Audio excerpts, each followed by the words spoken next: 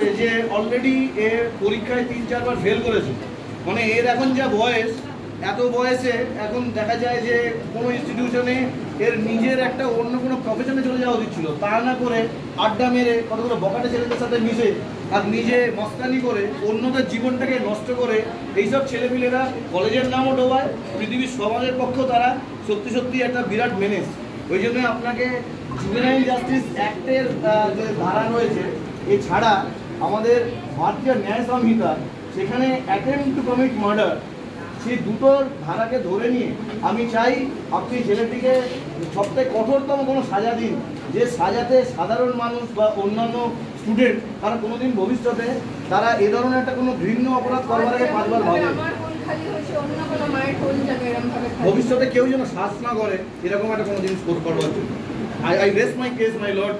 বাকি আপনার তরফে রেখে দিলাম, আপনি বিচার যা জানাবার জানান।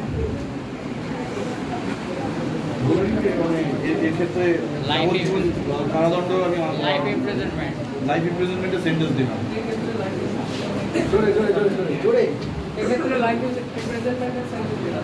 তাহলে এখানেই নাটকটা শেষ হলো।